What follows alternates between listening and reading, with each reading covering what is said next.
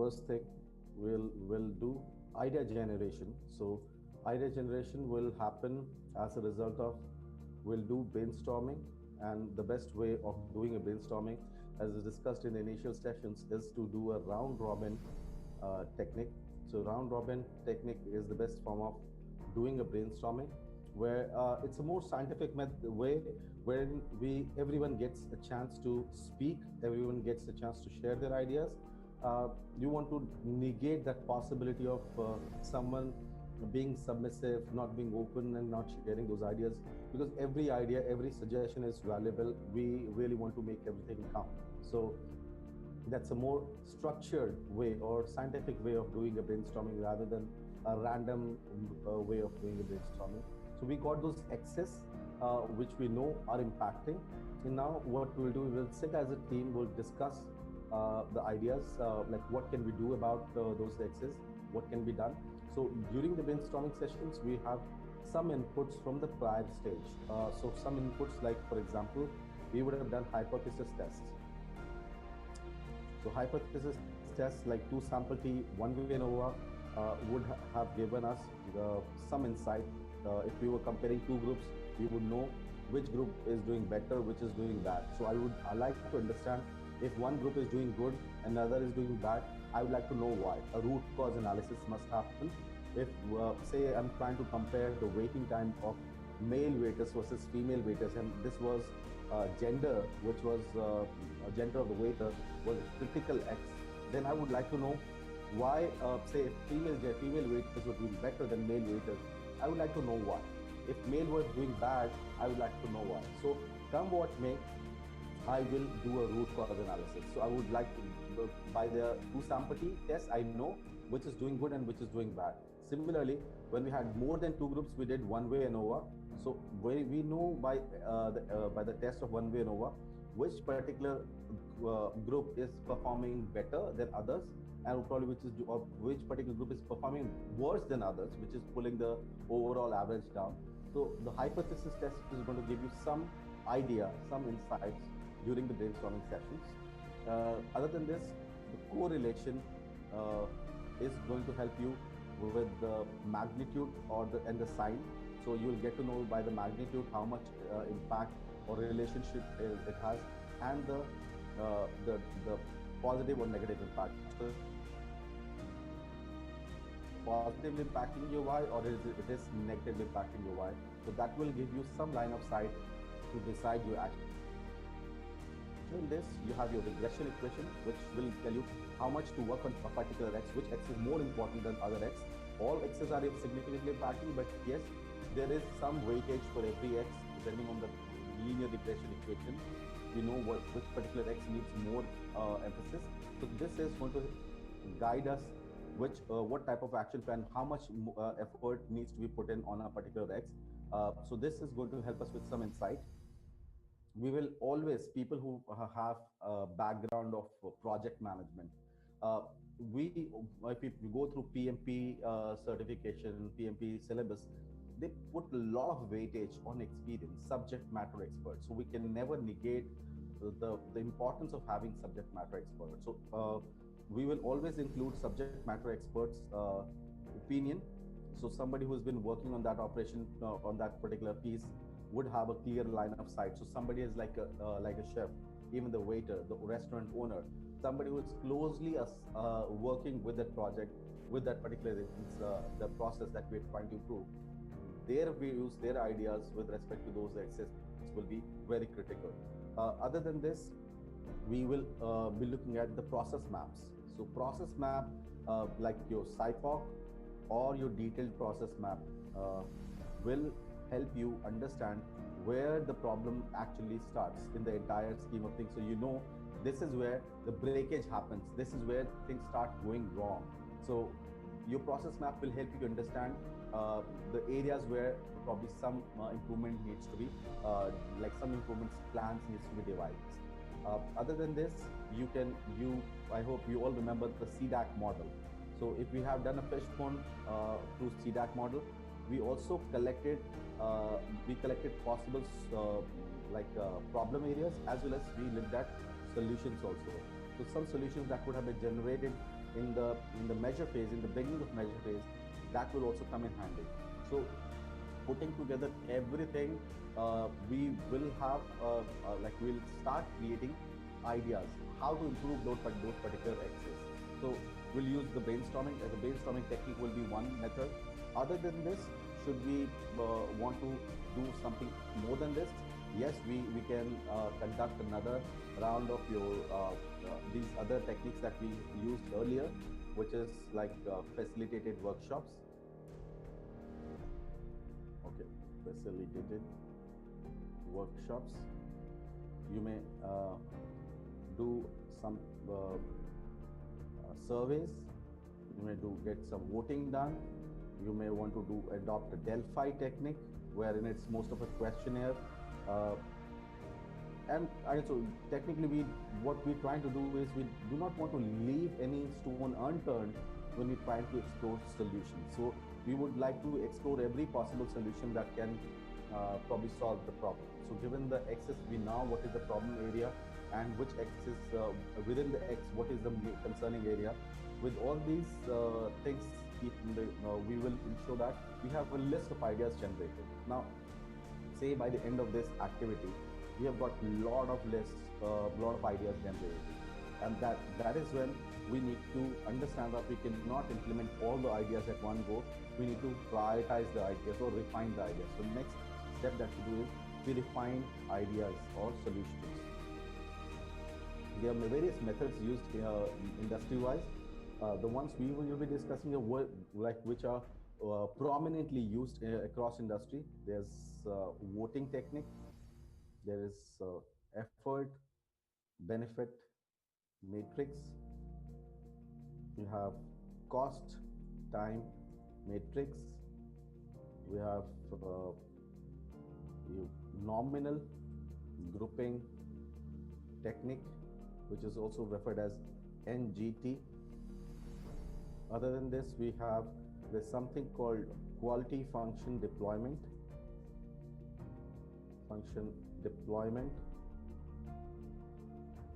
And this is generally referred as QFD. This is also referred as house of quality. This is also referred as your criteria-based selection.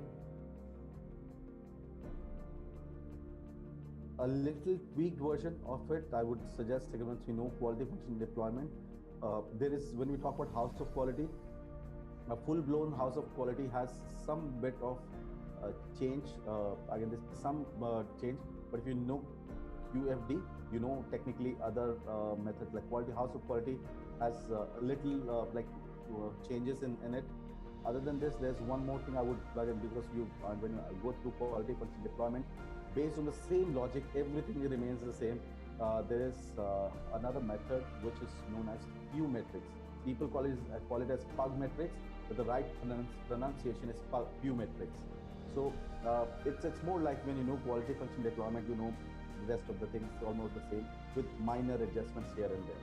So with this, what we will be doing is we'll be refining those ideas, because we cannot implement all the solutions at one go.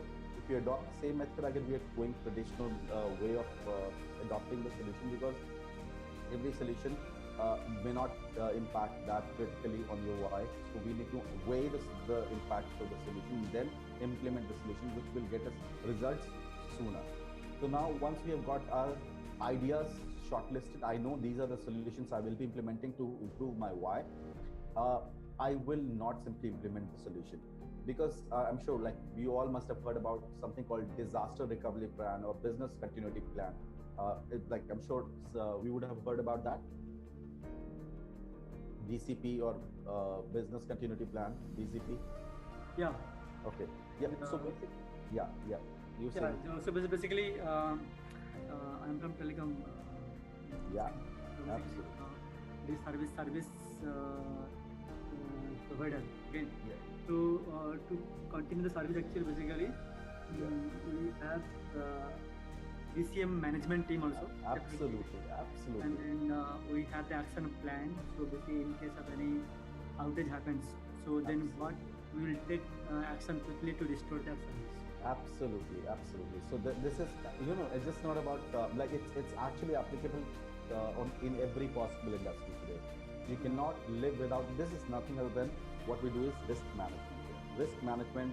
People from project management background would understand this. This is an important knowledge area which is discussed in PMP certifications or any project management certification like Prince2, PMP. It's a critical factor. Even ISO documents. So if people like the companies who go for ISO document, ISO certification, there it's a critical audit parameter that you must have your risk management cover. And the tool which is used industry wise is called FMEA.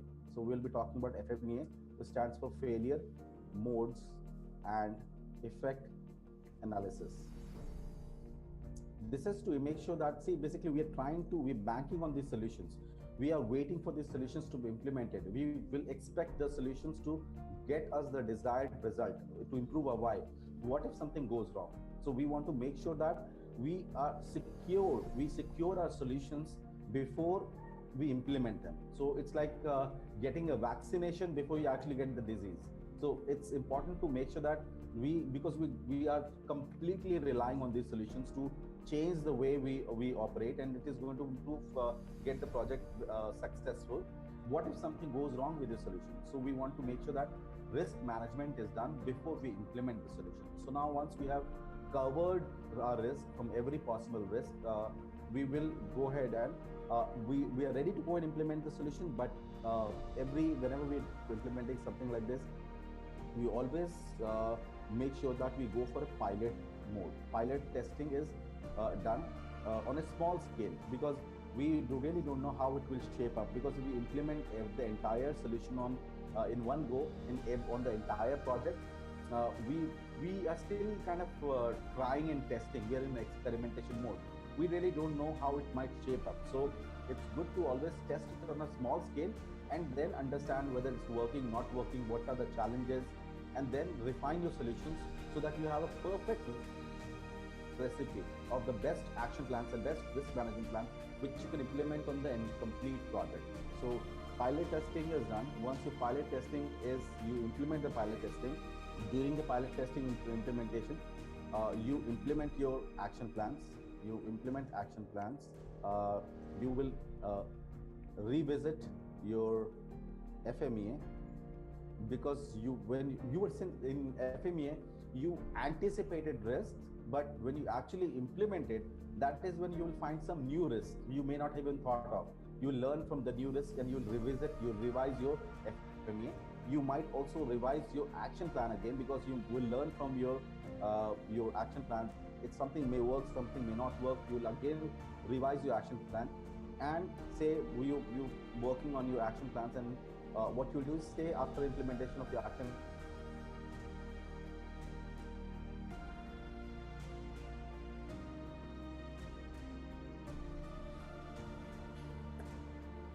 check the improvement or target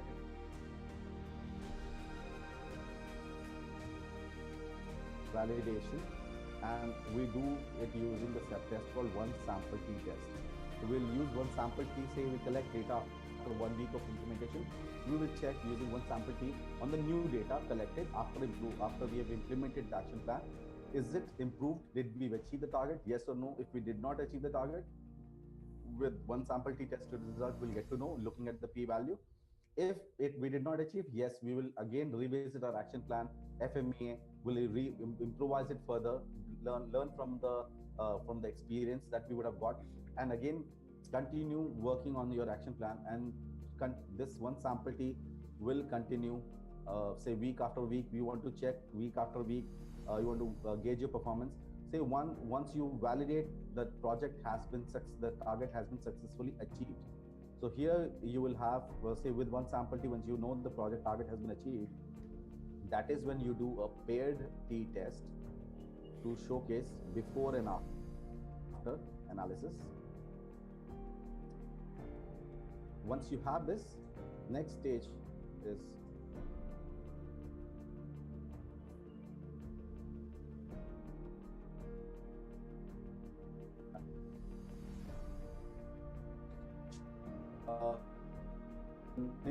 you test with the management, and basically you just implement it. Say you have a team of like say 100 people, and you implemented this on a small scale for say 10 people.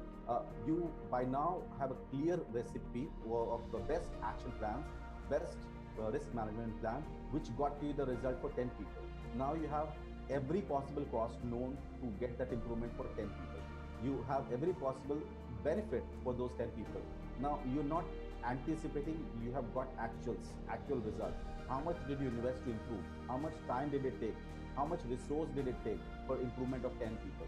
So you can do a basic parametric estimation that for 10 people, if it costed me this much, for 100 people, this is going to cost the management this much. This is the benefit for 10 people, but if you do it for 100 people, this will be the corresponding benefit. So this is where you submit your proposal for full-scale implementation. You seek for management approval for full-scale implementation, because it's quite possible that you might, when you're implementing the solutions, you might come across a need of a new equipment. You might come across a need of a new training. That might increase the cost significantly. But with that cost being added to the project, if I say, for example, if I'm investing, say 50,000 rupees as a cost of the project, and the benefit that I'm getting is just 20,000 out of it, management may not be interested. But yes, if it is a recurring benefit and the cost is one-time cost, management will be happy to do it. So here is the point where we're not just anticipating what will be the cost. We have real facts and figures. We have real cost of improvement for 10 people, a small scale. So here we do is parametric estimation of cost and benefit. I did this in the activity. Yeah. Basically, on the project, initially it looks like it is very huge cost. Okay. Right. Cost was almost 1.5 crore. Right. Okay. But benefit actually we should get almost 50 lakh per annum. Absolutely. Now I put that in 3 years we will recover that amount, and Absolutely. then subsequent amount it is a benefit to the company. Absolutely. So then it is approved and I executed that.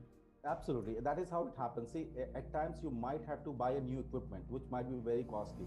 Right now, it might not be a beneficial thing for me, but yes, I need to improve my process. I cannot live without it.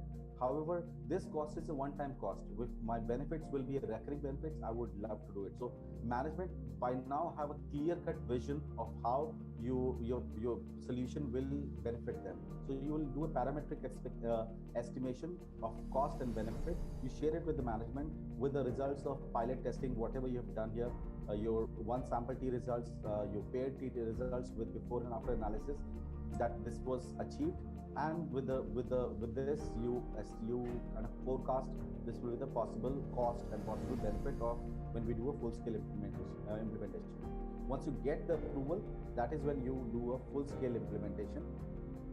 And trust, whatever you may do, you have a best recipe to improve for a pilot scale, but when you go for a full scale, you will have to go for, again, you will see some new challenges. You will see some need of revising your action plan. Because if you're going for a full scale, you might come across some new challenges. So you might have to revisit your action plans again, just tweak, make some changes with action plan, with FMEA, new risks may be found. But more or like, it would not take you long time to improve it on a full scale, because you have got a perfect recipe which has worked on a sample already, which is for the same group. So it will not take a lot of time to again implement and get results. And again, you follow the same process of one sample T for the entire process, and then paired T test for the entire process. That it is not something which is just improved for a small case. It is going to be improved for the entire process and entire population. That will be, the validation will come from the statistical test.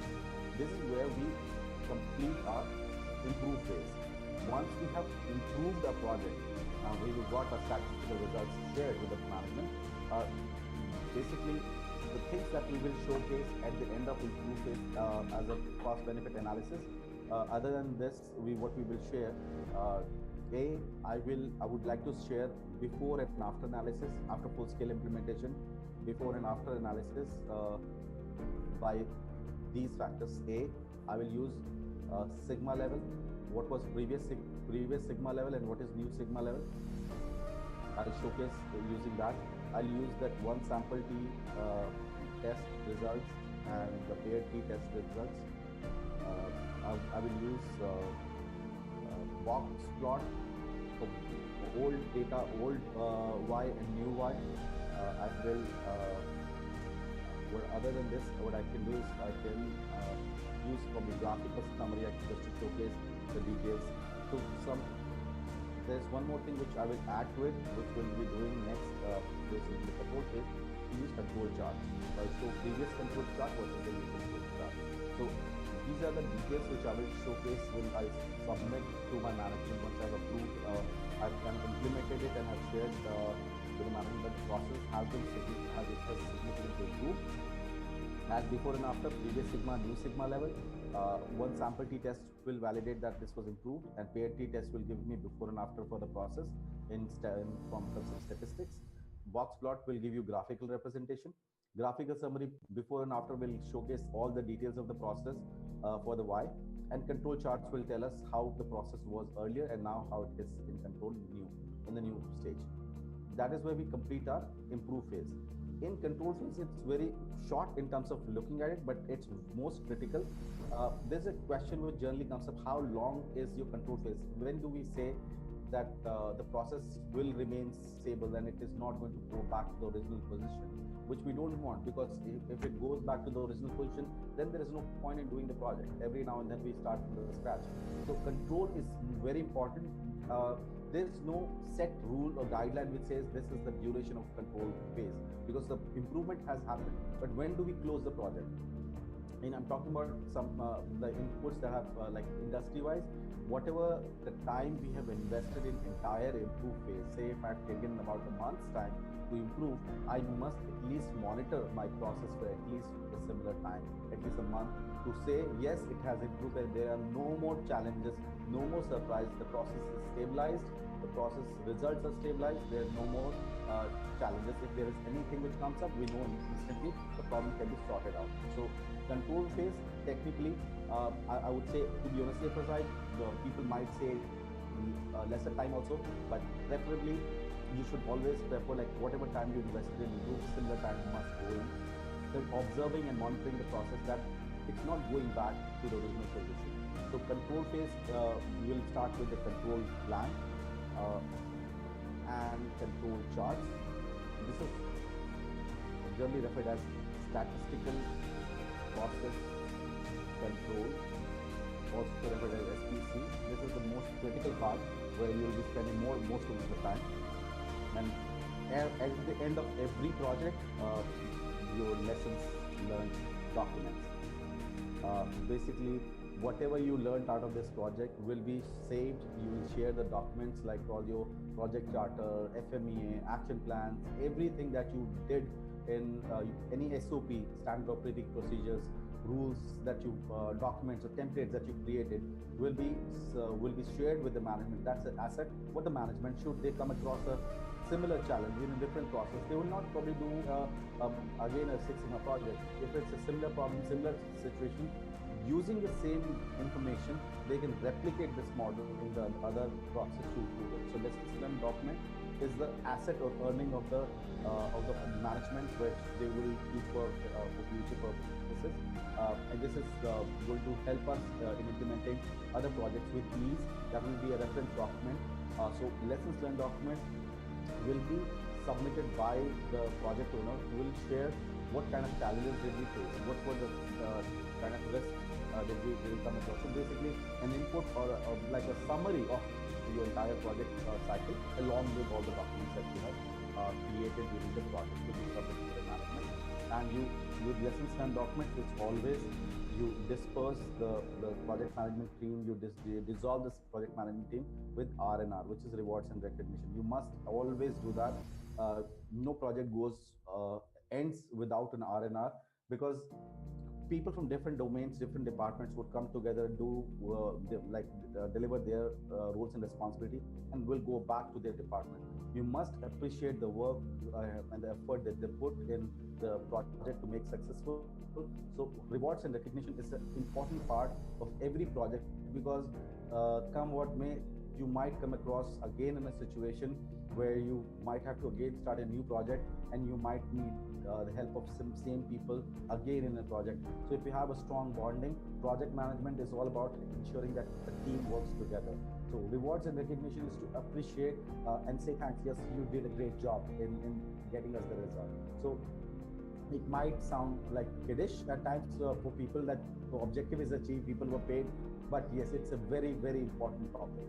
It's an important thing that must be done as the last activity, where you, before people disperse, you must really appreciate the efforts they put in. So these are the things which we'll be conducting in this entire set of things. Is the basic flow clear to everyone, or any questions before we get into each and every aspect? Is it clear to everyone? Yes. Okay, perfect. Let's so that we can.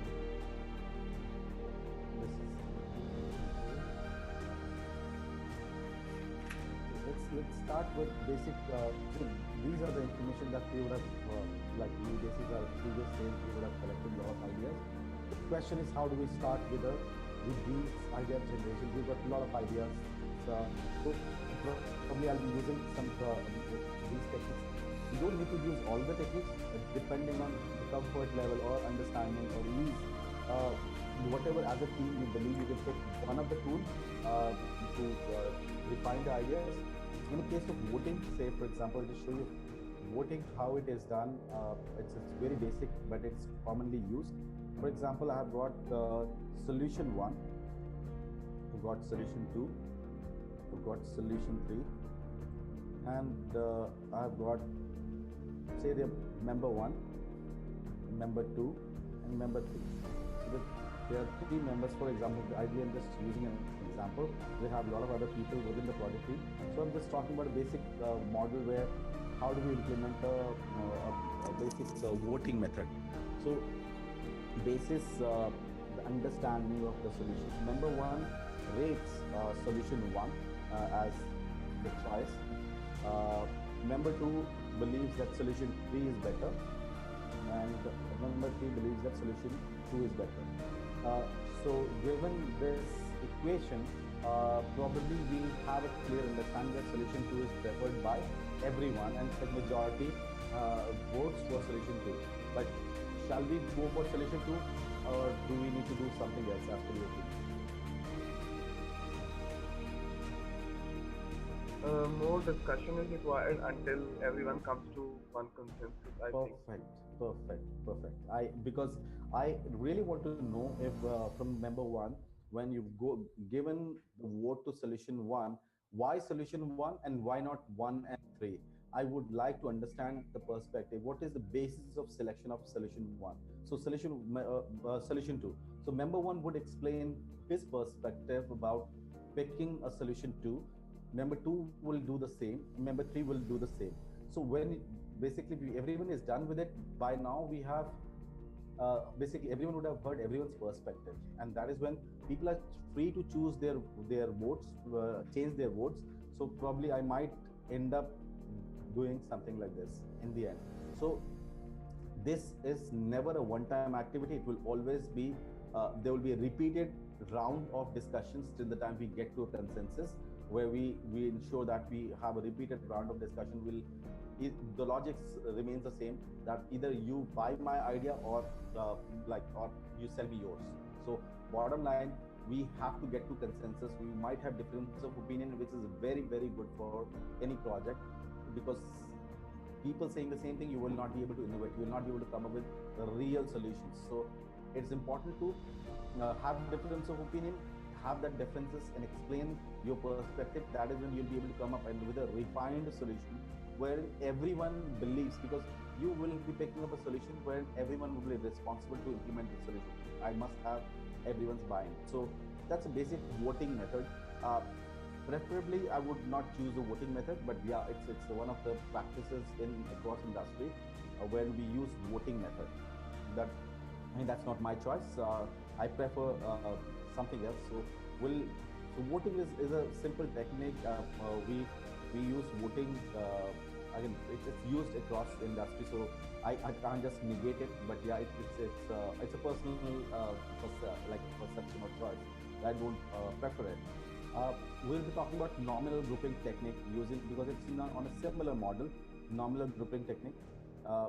In a nominal grouping technique, the model remains the same, but here I'll give every member rates a solution, like so, 1 being the lowest and probably 5 being the best. So 1 is the lowest and 5 is the best, and member 1 will give voting for every solution. Say member 1 gives rating of 2, rating of 4, and rating of say 3. So every solution is weighed and is rated by every member. So unlike voting, where there was just one vote casted for every solution, here every solution will be weighed by every person. And say we'll have say 4, we may have 2, and we may have 4 here. We may have NGT. Yeah, nominal grouping technique. So basically, we are talking about a mode where everyone shares their opinion about their perception of what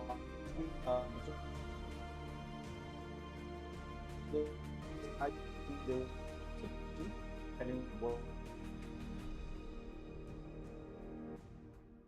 will have a like once we have this ratings done, again we will follow the same process of discussion, where we will follow the basic discussion to understand if you rated at 2, why 2, why not 3, why not 1, why not 5.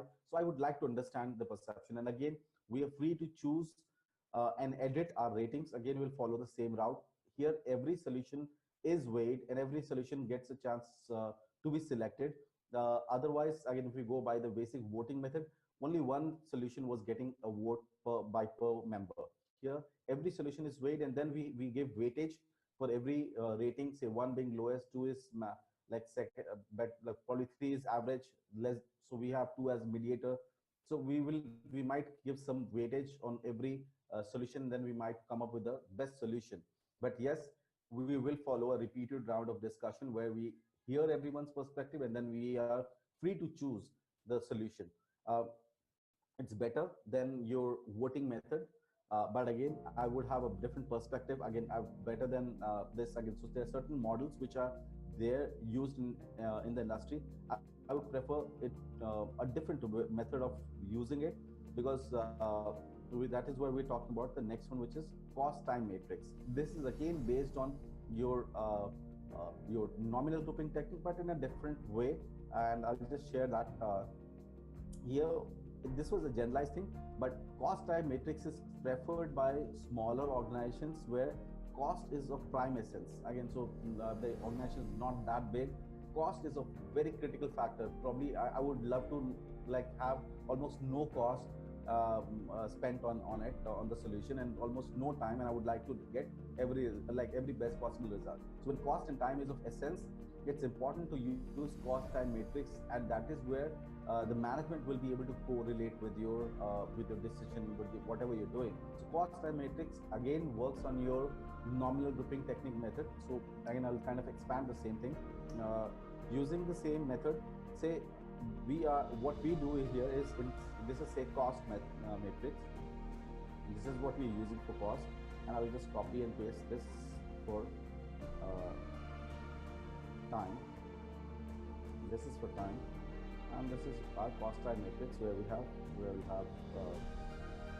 this weighted.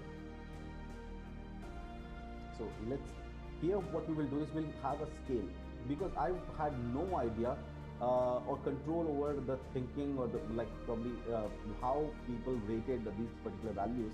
So I would rather want to create a scale or yardstick or standard for cost. Say if the cost is if implementing the solution is between 0 to 50,000, I will rate it as 1 being the best and 5 is the worst.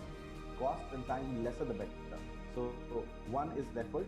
50 to say 1 lakh will be rated as 2. Say 1 lakh to 1.5 lakh, I'll use it as 3. 1.5 lakh to say 2 lakhs, I will rate it as 4, and greater than 2 lakhs plus will be rated as 5. So I've given a scale where every solution will be weighed on certain fixed parameter. It's not people. I'm not leaving people with that free decision to kind of come up with their own perception. Here we have given a scale where every solution is rated on a standard scale. And similarly, I'll have say for time, I may have 0 to 15 days. I will use it as 1. Then probably 15 to 30 days, I will use it as 2. 30 to 45 days, I will use it as 3. 45 to say 60 days, I will use it as 4. And 60 days plus, I'll use it as 5. So lesser the better. I will start using again people based on their understanding. They will pick solutions given how much they feel would be a possible expenditure in implementing this solution. Basis this grid, they'll pick a rating and they will add rating for cost and they will add rating for solution also. And then what we will do is we will add these up. So technically this is what we'll end up doing. So this plus this, I guess this should also work. So whichever solution got the lowest rating would be the best solution. So we got a tie here. We will have a repeated round of discussion. Preferably here I have a clear distinction that yes, solution 1 was chosen as the best solution because it includes lowest cost and lowest time in implementation. So that's my best solution. It all depends where are you implementing the solution. What is the mindset of the organization? If the mindset of the organization is more of the cost saving, more time is a basic front factor, where we're not talking about a vision, where we're not talking about a huge long-term plans. The essence is like where it's a firefighting situation where we're trying to solve immediate problems. Cost time matrix is a prime essence, and that is where it will make sense to the management that yes, we're talking about something which they can relate to easily, cost and time. So both are primarily important for the management. So anything which gets the lowest rating here will be my preferred choice. We're still following the normal grouping technique, but in a more structured way where every solution is weighed, but we have a scale or a metric to look at. I'm not just leaving you with your thoughts and then you come up with a rating. No, you will again justify why you believe the cost is so high for, like you talking about the cost will range between this. What is the basis of you giving that kind of cost rating? So we will have again discussion. People will be free to choose and change their ratings. Ultimately, what we're looking for is the lowest possible like sum of all those ratings is the best solution. Questions with respect to your cost and time, which one would you prefer? Here we have between got lowest cost time matrix. Here is the cost and time matrix both. This is the sum of both of them. So what we've done is we added cost time matrix, this cost and time values here. So we have added both cost time. So this is my cost time matrix. Cost and time matrix. This is combined for both of them. Yes, solution 1 is the best option. Yeah? Absolutely. We have got lowest cost. It wins in this lowest cost also. It wins in the lowest time also. So in total, we have got lowest cost and lowest time allocated for solution 1. As a group, we all unanimously believe that this will take lowest cost and this will be finished in as soon as possible as compared to others. So we will go with solution 1 as a group. We rated this, but yes, whenever we again ground rule remains always the same. Whenever we have rated it, we will always follow up with a discussion. We'll have difference of opinion. I first of all want to know what is the basis of selecting a particular solution, giving this rating. If you saying that say solution 1, you given a rating of 2, that means you say that the cost of this project will range anywhere between 50,000 to 1 lakh.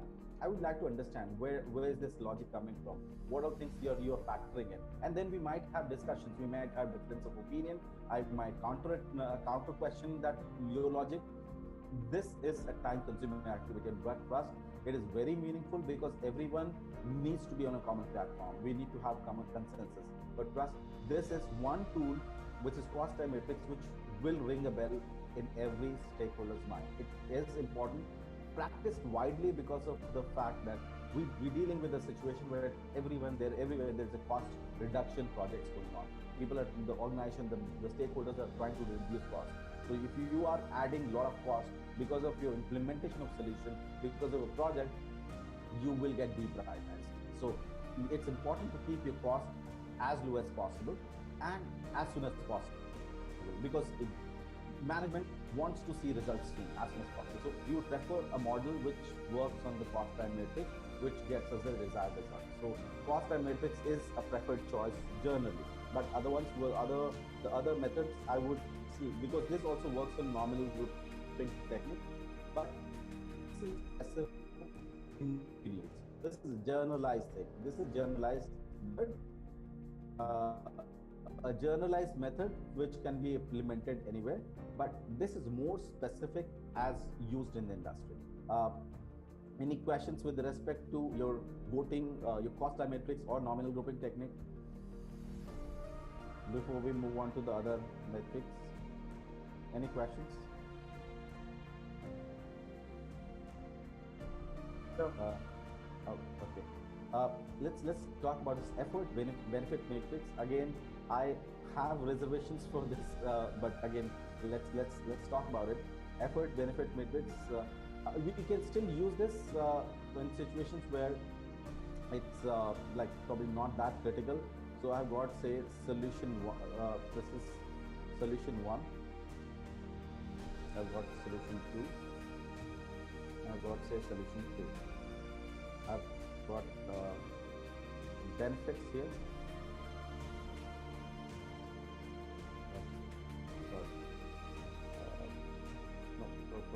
This is for efforts. This is negate this for now. It will be easier to understand it. We've got low benefits and we've got high benefits here. This is, say, low. Let's make this first. We got low here and high. This is also practiced. Having said that, so we got low and high benefit model. Which this is for your benefits. This is the other one is for. This is for efforts. Now I've got some solutions. I will put, say, if I put solution as it, I believe solution 2. This is, say, solution 1. This is solution 3. This is solution 4. Which will be my preferred choice? Which solution will be a preferred choice? S4. S4. Perfect. So basically we weigh this on the basis of efforts and benefit matrix. Basically S4, I will have high benefits with low efforts. So this is a preferred choice. I can change this with, again, there is another model that I can use. Cost and time I can get placed here. What will be the preferred method, preferred solution? I can use cost time this way as well. Which is the preferred? S2. S2, low cost, low time. Perfect. Yeah.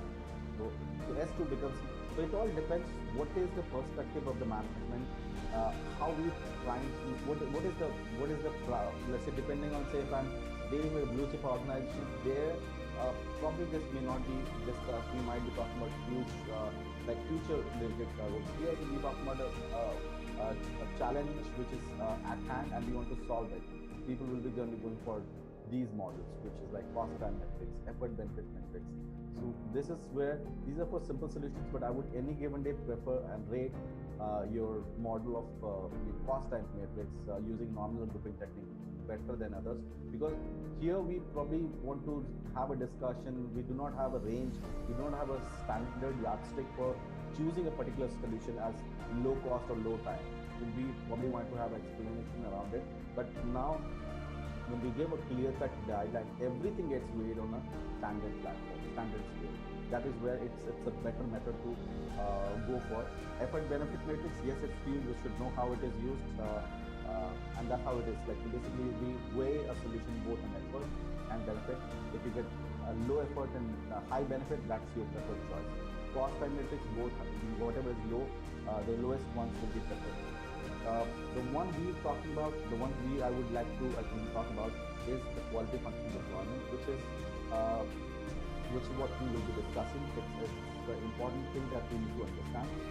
It's practically used whenever we are dealing with a complex situations where we have got a lot of solutions, and then we need to refine those solutions. We were talking about like 1, 2, 3 solutions here, but should we be dealing with a lot of solutions, we should be using a quality function deployment. You may call it as house of quality.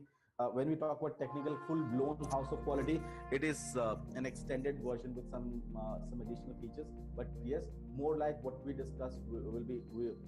This is what is used across industry. This is also referred as X and Y relationship matrix. X and Y relationship matrix. There are various names given to the same thing, and just a slight extension of it is Q matrix. So if you know QFD, you know technically everything. So let me just kind of share you the template of QFD. How does it generally look like?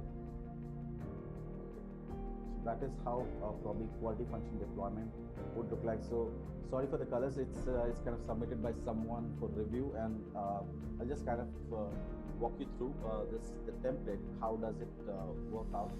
So these are my X's. Say after my analyze phase, I got this was for some transactional process, back office process where there are a lot of transactions being processed, and they wanted to improve the number of transactions processed every day. Say, for example, 1,000 was the total number of transactions processed per day, and the project was taken up to increase the transaction from 1,000 to say 1,500.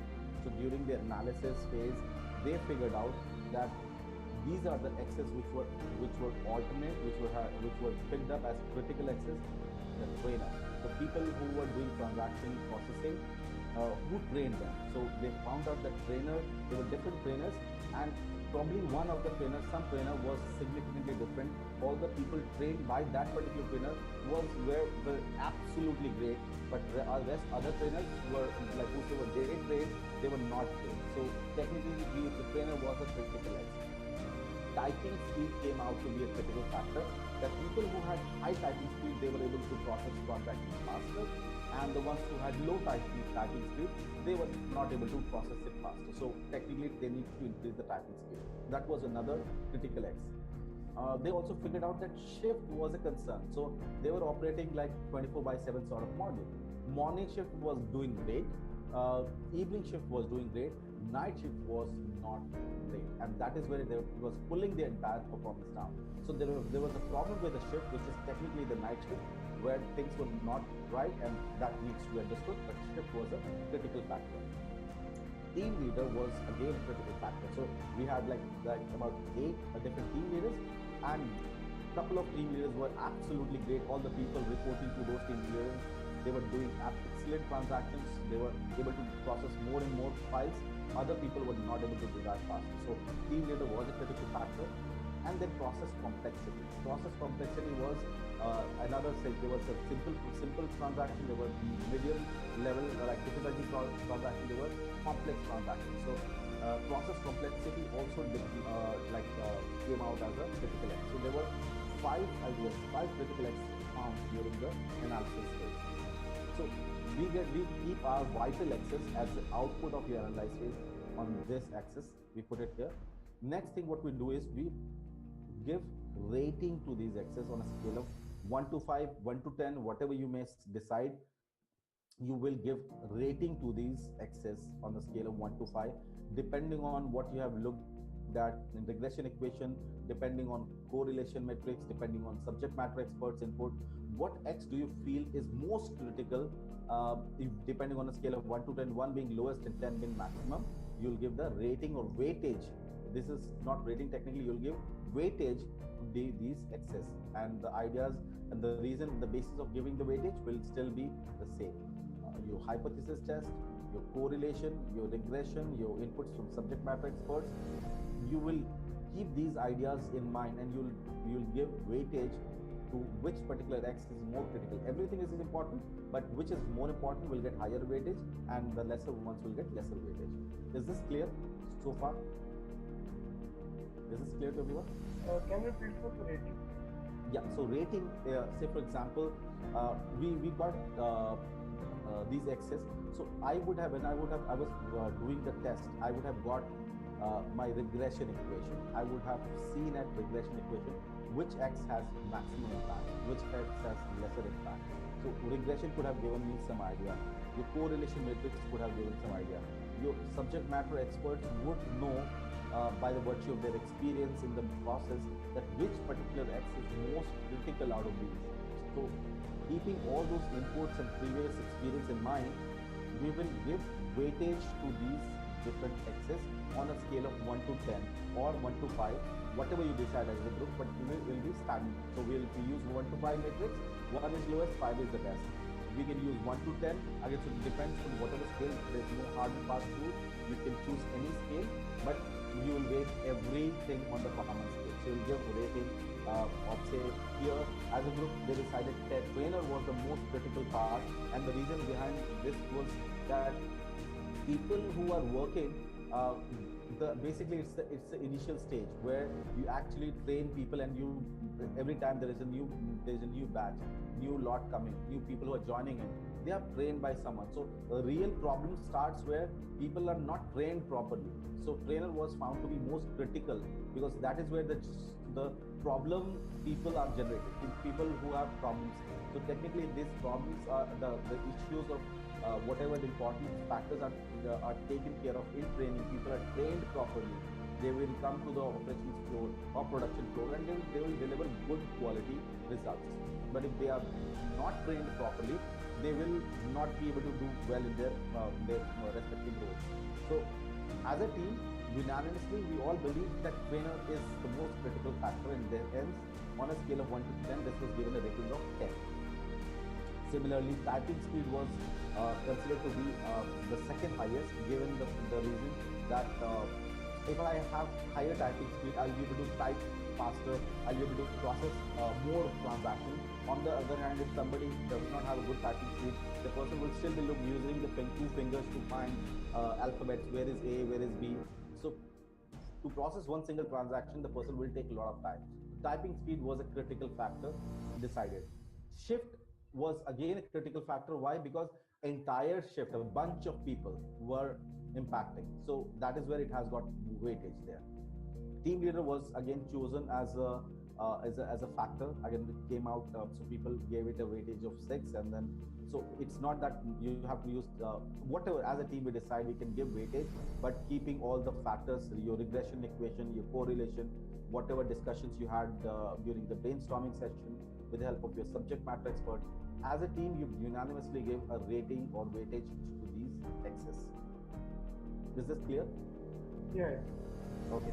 Now let's look at these action plans. So again, the action plans which were decided, discussed during the brainstorming session, by understanding the hypothesis test results, you understood which is doing good, which is doing bad, and all those stuff that you collect, all those ideas that you generated here, all those ideas which were generated, a huge list of ideas in this stage, they will all be put here. It is plotted here. Now, color coding has been done just to kind of give an idea that all these ideas were generated for trainer. So it's kind of trying to match the color coding. Typing speed related action plans were here.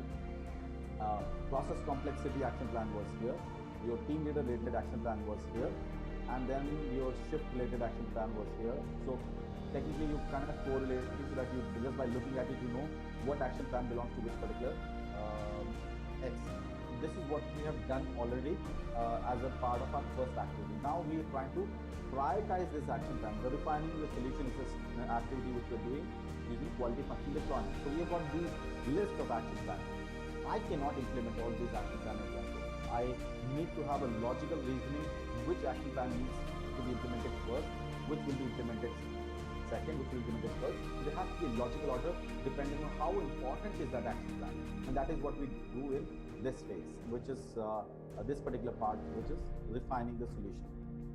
So how do we start? We, against the rating method on a scale of 1 to 10, or you 1 to 5, whatever you group as you decide, you can give the rating. You will pick the first action plan, say training of the trainer must be done and feedback must be collected from associates regarding improvements. So basically trying to make sure that trainers, you understand that there was a difference in the trainers. There was one trainer who was exceedingly well and was better than others. So technically we need to understand there is, even though you are a trainer, but you still need improvement, you still need feedback. So basically training of the trainers must be done, and the feedback, how the trainer is conducting the training, must be collected from people who are undergoing the training. So there was one action plan which was taken down. Then training material and session needs to be revised, and more practical approach should be used during the training. So again, so this was probably an output. That particular trainer was using more practical efforts, was using more practical examples, and hence this action plan was generated. So we could have done, we could have gone and spoken with the people. We would have gone to the training room. We would have listened to other people train, and then we would have listened to that person train also. So to understand why this person is good and why the other trainers are bad. So technically, I would like to do a floor walk, understand, talk to people, to understand where is the problem lying, what is the problem with the trainer actually. So all those problems, whatever action plans we would have devised, what we do is we pick up the first action plan and we talk about, if I implement this action plan, how much I am expecting an improvement on this particular factor on a scale of 1 to 10. How important or critical is this action plan on this particular X? Say on a scale of 1 to 10, as a group we decided 9. We will have difference of opinion. Somebody will say 7, somebody might say 8. So technically we might have difference of opinion. We will have discussion, we will have debate. We have to reach to a consensus. As a group, we will give a standard rating that this is what we believe as a group, that this is going to impact say 9. Well, great. Now what we try to do here, this action plan was meant for trainer. It is by default going to impact your trainer. But is it possible that this action plan might also impact other axes? It's quite possible. It might have dual impact. So we check whether this action plan is impacting typing speed. No, it's not necessary, because this was not meant for typing speed. But it might, there could be some action plans which might impact other axes also, which is great. So no impact on typing speed. This action plan has no impact on shift, no impact on team leader. Probably process complexity, yes, because if training of trainer is done, then they will have much better, like they will make sure that the people who are being trained, they understand the process complexity better, they will be able to handle situations much better. So yes, other than the trainer feedback, this is also going to improve the knowledge regarding process complexity among the people. So the people who are, we understood during an analysis that level 1, level 2, level 3, there are different process complexities.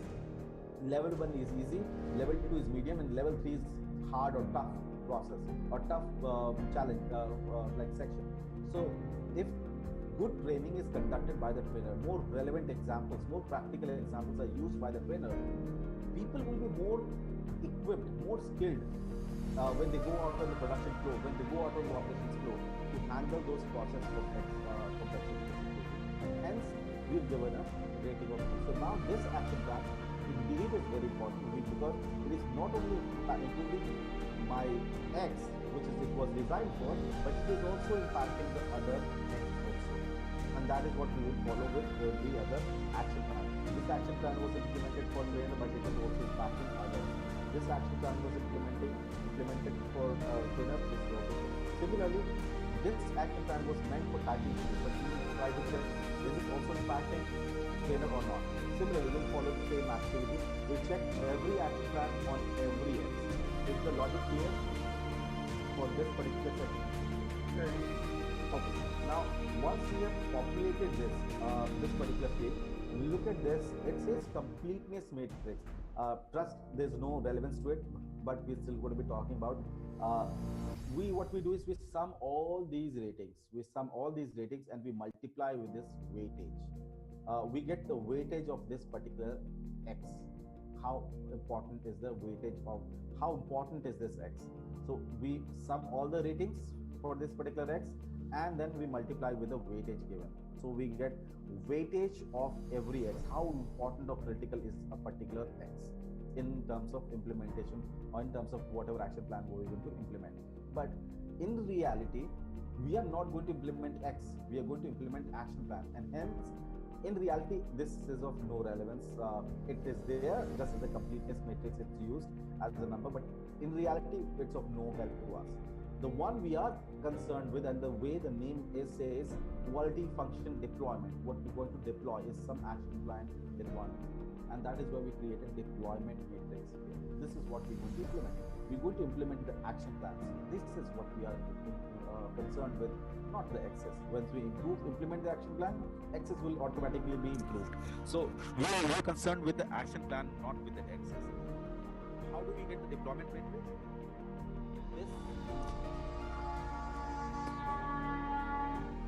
This multiplied by the weightage plus this multiplied by the weightage plus this multiplied. So in our case, we've got 9 multiplied by 10 is 90 plus 0 into 9 is 0, 0 into 7 is 0, 0 into whatever, and then 3 multiplied by 5 is 50. So 90 plus 15 is 105. Similarly, 9 tens are 90 plus 6 nines are 54 plus 1 into 7 plus 3 into 0, 3 into 6 plus 6 into 5. That gives us a total rating of 199. So this particular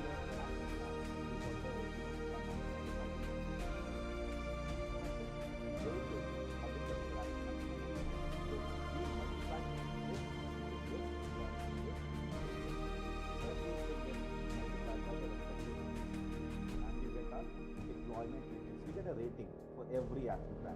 Now, once we got these action plans, I cannot implement all those action plans at one go. I need to have some priority. So we can create a scale, we can create a range. In this case, looking at the numbers, the team decided that anything which is over 140 rating, we will treat them as high priority because they one action plan. When you will get technically something high priority, when one action plan is implementing multiple factors, and that is when you will get a high rating. So if you implement this action plan, it is going to get you results sooner than others, which are not impacting others. So this action plan is of more importance. The moment you implement this action plan, all the other access also get impacted. So we will create a range, say 140 plus ratings will be high priority, medium priority and low priority. Having said that, we will implement all action plans, but now we have a logical order. We have an order which will follow. All those action plans which are high priority will be implemented first. Second, once these are done, we'll go with medium priority, then we will go for low priority. That is where we prioritize the solution. We know that everything that we discussed as a group, we will be implementing it, but we want to have a logical order. The reason why we do it, management is very restless. Management has almost zero patience. They want to see results soon. And over and above, you got to be, as a project leader, you got to understand your project team is looking at you. They are looking at you as a leader. They want to see results. And if you're able to implement an action plan, if you're able to get solutions sooner, it is very important for your team to get that confidence. Yes, we are on the right track. Team confidence plays a very critical role. So in order to make sure that your team gels around, they are like enthusiastic about this particular project. The belief in the project that you're doing is maintained. You must show the results sooner, and that is why project prioritization comes into picture. And that's where we used the solutions which will impact one solution which will impact multiple axes will be the preferred choice. And looking at these prioritization metrics, we'll implement the ones which are associated here as 140 plus as the first action plans that will be implemented, followed by the yellow ones and followed by the other ones, the other show. Questions with respect to quality function deployment? Any questions that you have? For this rating, like we have said, high priority as 140 plus. So this is something which is being decided by the group, or there is something else? Yes. So that is defined. See, looking at the numbers, you may want to probably, basically you're trying to categorize, bring about the scale. Depending on what numbers you're getting, you may try and kind of bisect the numbers in sort of a range. So again, it all depends as a group, whatever numbers we get, say your numbers could be different from the numbers which you are seeing here, and accordingly we can create say 3 range, 4 range. It all depends how much, like how many criteria you want to kind of build it. So again, your numbers could be different, and depending on what numbers you're getting, you can create your own thing. So my question is, this QFD method is basically all the members of the group will prepare separately, or it is basically a joint discussion and then put that rating and then yes, it's a joint discussion, and trust it needs a lot of time. We just looking at a very small QFD. In reality, you might have 30, 40 active plans. Trust me, that's how it are. It will be a big mess. You will probably end up eating an entire day, because you will have disconnects. People will have different perceptions about rating. You might say 5, I might say 8. There is a huge difference. I should be able to convince you why I'm saying 5. So it is a group discussion. It's important to ensure that whenever we are having these discussions, whenever you're doing a solution designing, it's very important to have someone as a stakeholder involved in the process. When you're deciding the solution, because this is very critical for your project improvement. You've got to make sure that anyone who's from the management is a part of the discussion along with the project team, and you must have the buy-in, and so they understand what you guys are doing, what is the method that you're adopting. It's important to get their buy-in so that they understand that yes, there is a logical order that you follow. It's not just random solution that you're picking. Quality function deployment can help us kind of get this solutions implemented when you have like bunch of solutions. The ones we have talked about previously, they were like 2-3 solutions, and we were able to kind of work it out. But here we're talking about real complex situations where we get a lot of solutions and we need to prioritize. Yes, it will be group activity like other activities. Everyone will have disconnects. Everyone will have their difference of opinion. Should there be any difference of opinion, and we are not yet able to get to consensus, again, project management rules, I closely follow PMP, so that's what I would go by. It always talks about bringing about common consensus. If common consensus are not attained, then the last method is where you dictatorship. This is where you, when you say that it is not heading anywhere, project management rule says first try and make both the people understand together, then talk to them individually, then look for majority. If you still cannot find majority within it, then you will say yes, this is what it is. So as a final authority, you want to say that this is even the PMP modules and all will say the last method is dictatorship, and that's where you don't want to step into that role. When we say forget about it, you guys are done with it, now this is the final verdict. Yes, but if there is a need and you get to a situation where people are not able to still get to a consensus, that is where as a project leader, you may impose your authority. You may have the sponsor or the champion of the project come back and share that this is what they will use as their final authority. This is what they believe should be done. So I would always refrain from using my authority there, because I don't want to spoil the relationship within that project team. So I would always have the management guy come back and impose that authority wherever required based on my inputs. Is it clear? Is it clear to everyone? Quality function deployment. Just let me know so we can proceed further.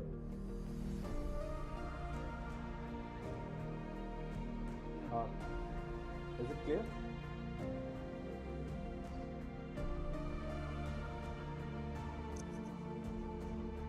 Thanks, Mohnish. So basically, once we have refined the solutions, I know now I have a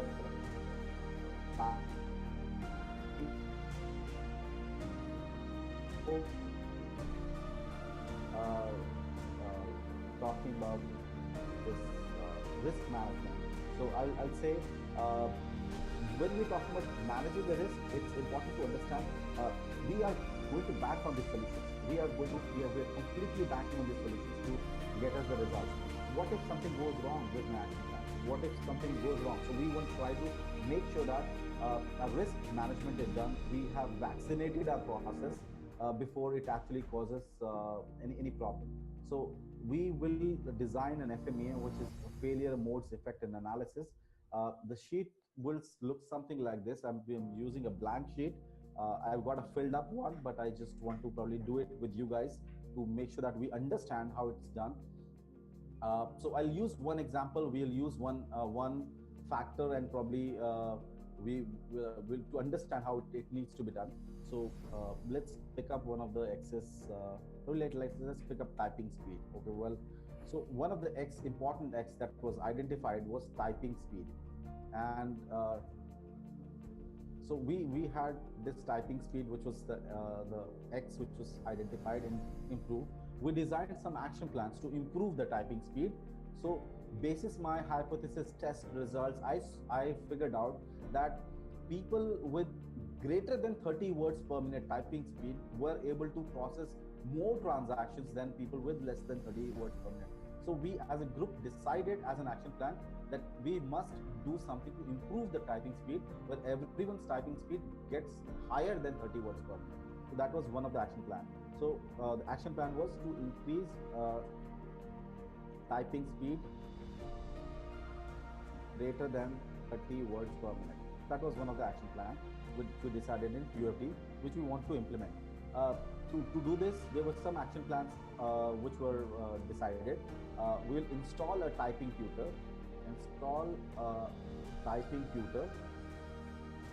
software, so that everyone can practice. So, and give, say, 10 minutes practice time every day, so that people can practice, and so that they can increase the typing speed. Just by installing typing tutor, they will not increase the typing speed. So basically, this was to increase the typing. So I'm just removing it. These are the action plans. So to increase the typing speed, you wanted to install a typing tutor on everyone's system. Give them 10 minutes of practice time every day. Probably I may want to roll out a monthly typing test, and probably give rewards and recognition, reward R&R sub-certificates for best typing speed. That is one of them.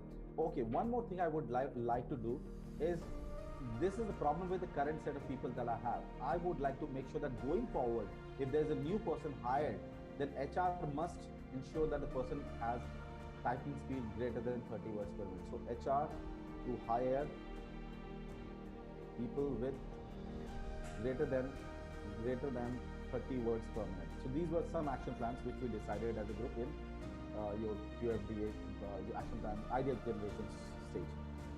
What we will do in this stage, we talk about failure modes. And so this is not failure mode, this is the failure modes. So different types of factors where my action plan could go wrong. This failure hasn't happened. We are trying to anticipate this can go wrong, that can go wrong. So let's start with installing typing tutor. Any idea that comes to your mind? What can go wrong with this action plan? I'm trying to install typing tutor software on a system. What else comes to mind? I can have one failure mode. I can have multiple failure modes. Anything that comes to your mind?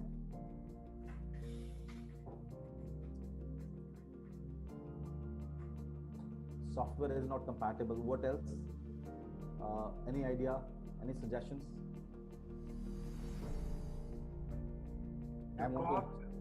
Cost.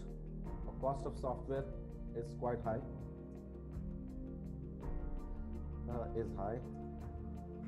Probably engineer is not available who supports to kind of install the typing tutor.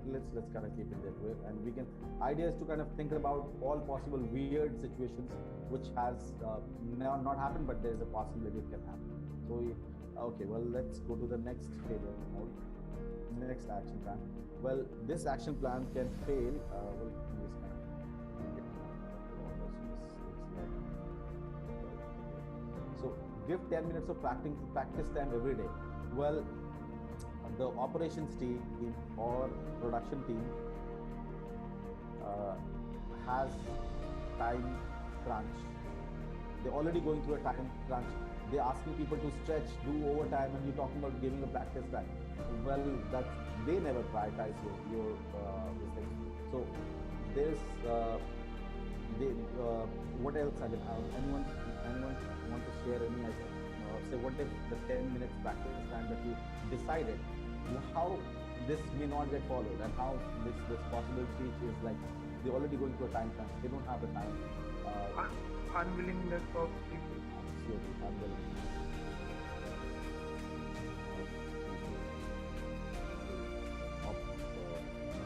Practice.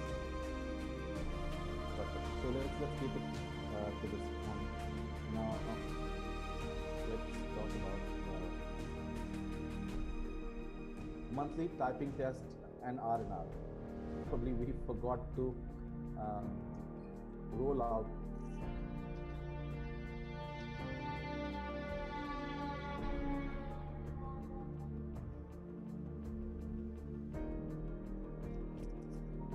the date of the test. Not enough candidates on test dates. People are not motivated for the test. Need HR to hire people with greater than 30 words per minute typing speed. Any possible failure modes where this particular objective may fail?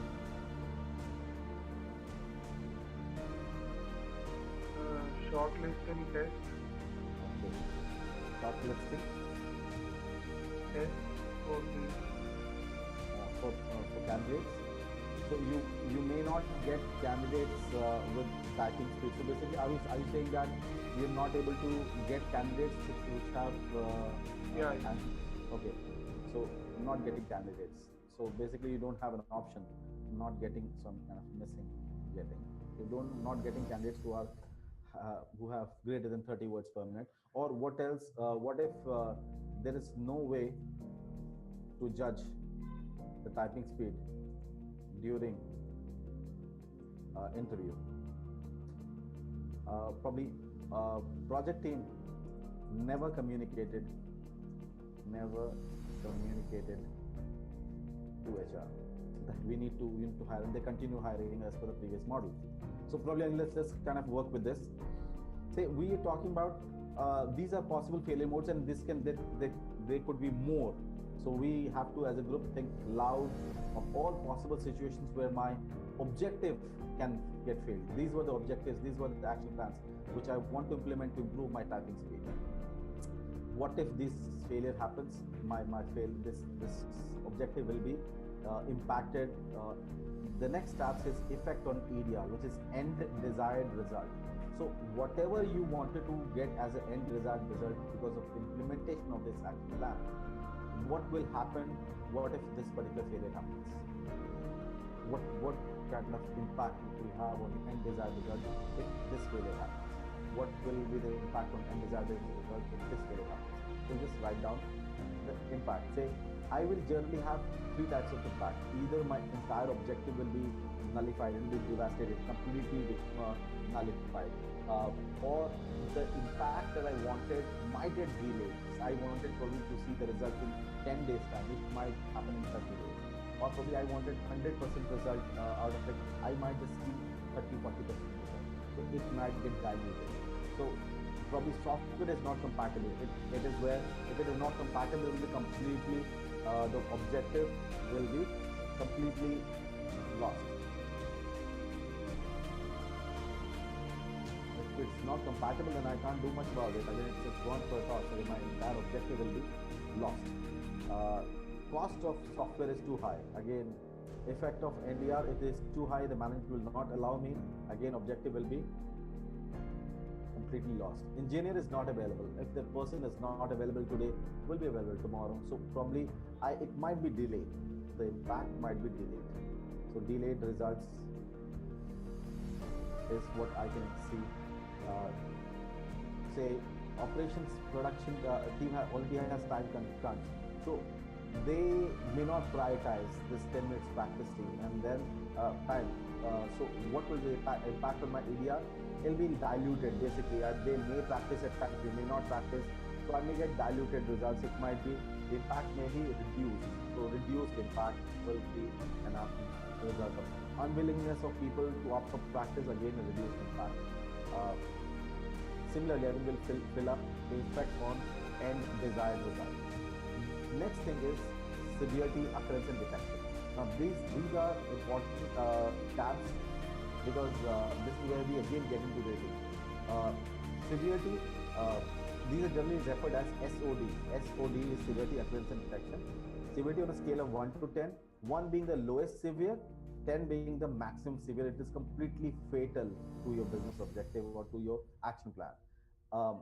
So occurrence is probably it happens, 1 means happens once in a blue moon. 10 is very frequently happening. So if a risk is very fatal, and how do you get to know? Looking at its effect on end desired result. So looking at this end desired result, its severity is quite high. So I will give it a rating of 10. Probably objective will be completely lost. I will say 10. Delayed result. Engineer is not available. Probably it's severe. If it's not available today, he might be available tomorrow. So I might just give it a rating of 2. Less severe. It's not that critical. But these are fatal. If it's not compatible, I will not be able to install software. Everything goes for a toss. Occurrence. How frequently do you think this particular failure can happen? So how frequently this failure can happen? Software not compatible, you'll just get to know once. Again, simple. You'll not be getting a non-compatible software every now and then. Like electricity goes every now and then. There is electricity challenge. That is a frequently occurring thing. So then frequency is quite high. But software is not compatible, I'll get to know first. Occurrences, engineering not available, again I will give it a rating of 1, because if it's not available, I get to know occurrence is 1, so we will do a rating of 1. So occurrence is not like a challenge here. Let's talk about this reduced impact with severity. So reduced impact, I might say the operations doesn't team has a time crunch. I'll say give it a rating of 5. Again, this is a team discussion. We will sit together. We will have discussions, debate around this. But we will have to get to consensus. Unwillingness of people to opt for practice, I'll say I'll give it a rating of 7, because that's a will issue. That's more concern. I'm concerned with this. Here is a time crunch. Probably time is a problem. Here, unwillingness is a will issue. I'll give a probably higher rating here. Occurrence, time crunch, yes, I will probably give it a higher rating again. This time crunch will always be there with operations and production. So they're already going through a firefighting situation. I might want to give a higher rating also. Unwillingness of people to opt for practice, probably again higher rating. Is this clear, these two parts? Severity and occurrence? Yeah. Okay. Now, we talk about detection. Now, detection is about with respect to how severe it is, how fatal it is to your process. So, if a defect happens, if a failure happens, if you're able to detect it easily, then you have a lesser risk. If you are not able to detect it and the failure has happened, you're not able to even find it out, then the detection is almost 0. So when detection is almost 0, your risk is high. That's why you get 10 for detection. You have to understand it the other way around. If you're able to detect a failure instantly, you can then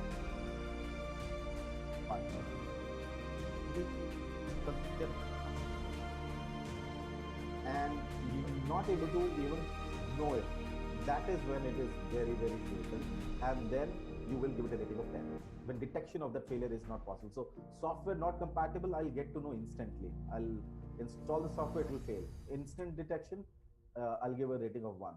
Cost of software is very high, detection of 1. Engineer not available, detection of probably 2. The reason probably the person was supposed to come, didn't come. Probably I might even give it 1. The no hard and fast rule, again, we might have discussion there. Operations team has time crunch. It will be visible. I will be able to see it easily. Probably I'll give it say 3. Uh, uh, because they might generally show that yes, they can do it, but they may not do it because they have time crunch. Every now and then there's a firefighting situation. So I might still give it a 3. Unwillingness of people to now this is a will issue.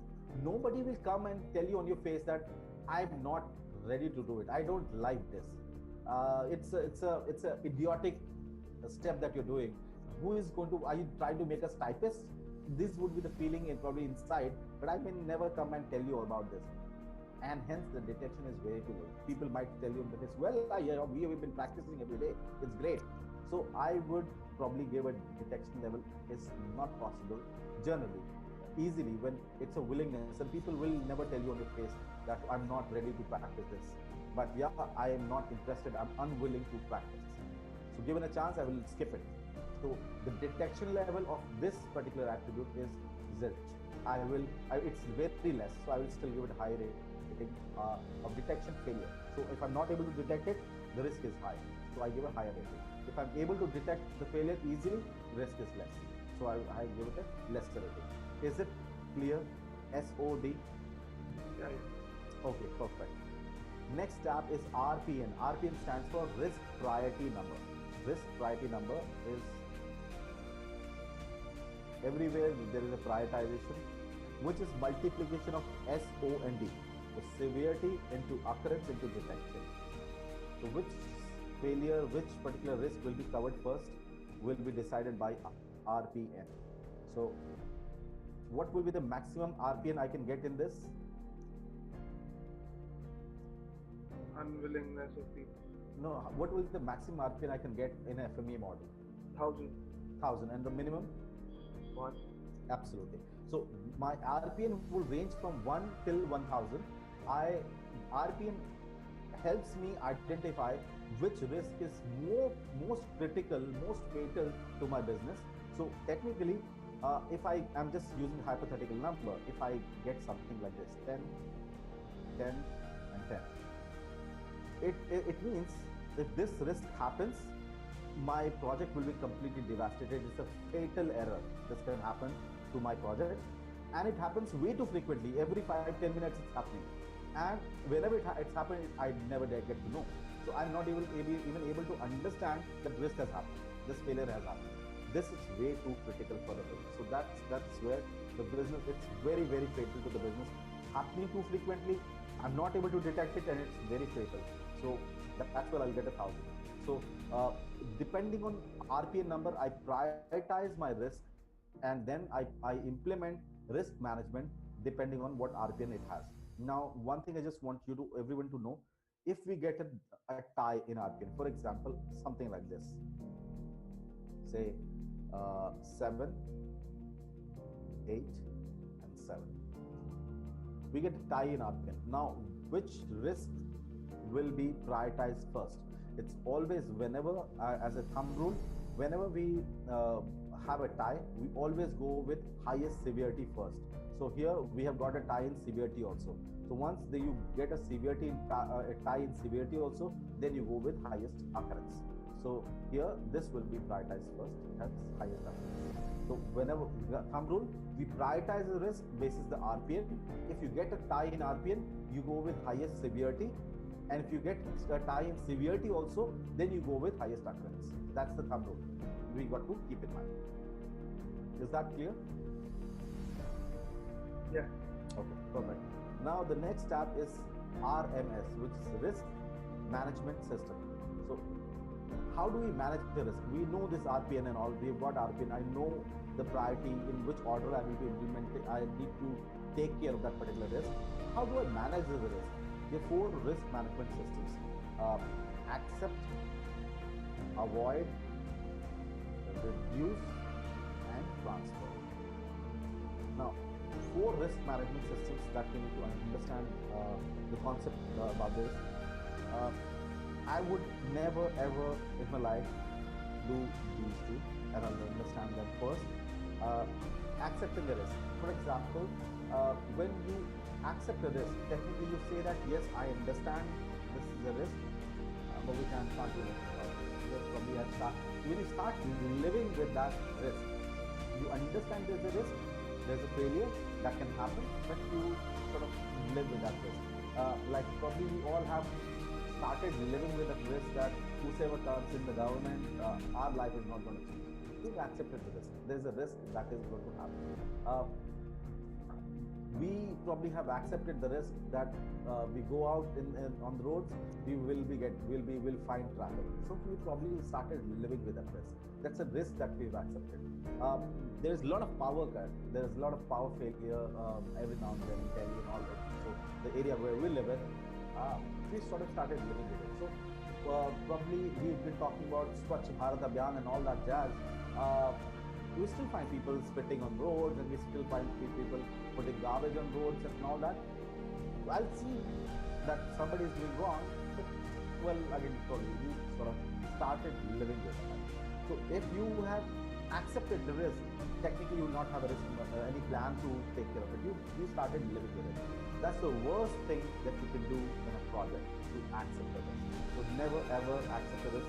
The only condition where you can accept the risk is where you have something like this. Very, very low RPM. And still I would say you need to avoid using this accept thing. But yeah, the only situation where you can accept is when you have very, very low RPM. That means very, like it's not at all severe, not at all severe.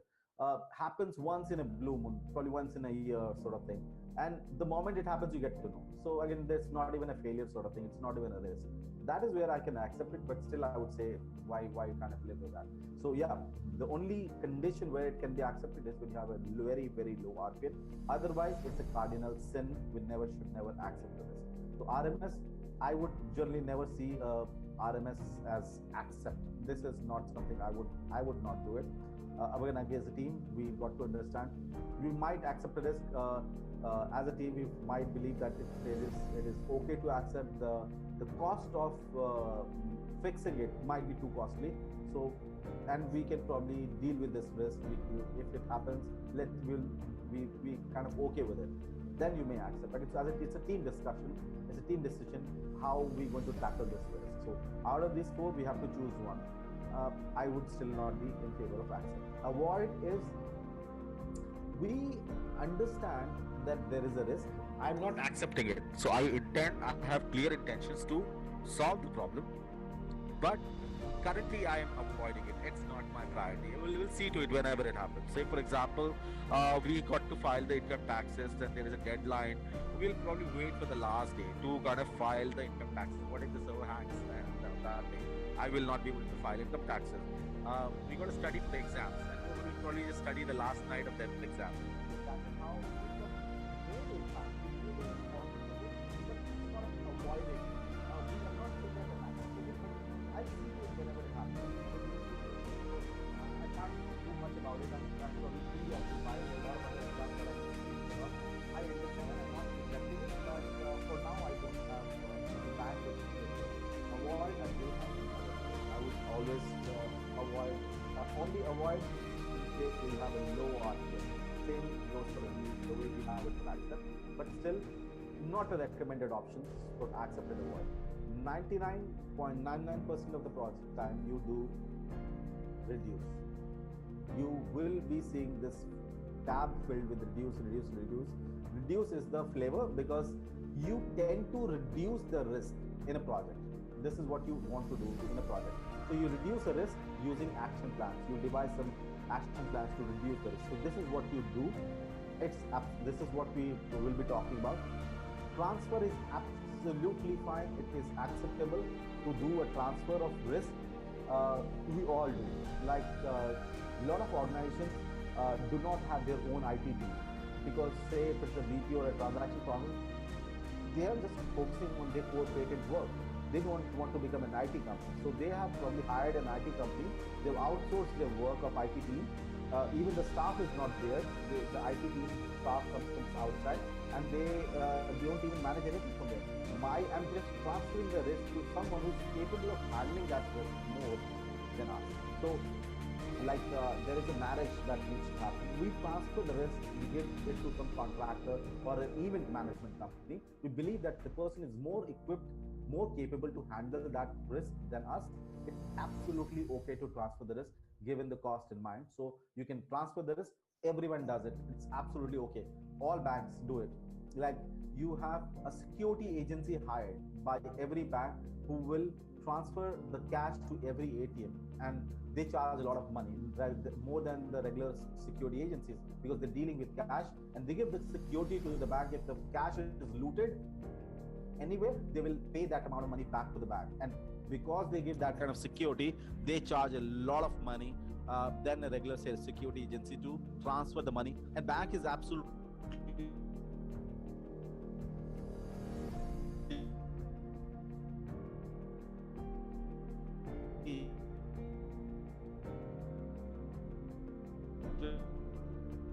become a security agency, so it's okay for them to transfer the risk. So is it clear, the RMS factor, risk management system, is it clear to everyone when to use what situation?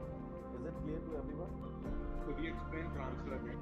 Yeah, so transfer is where you transfer your risk. Say, for example, we need, when we're doing this, all this, we believe that probably there's a need of a training.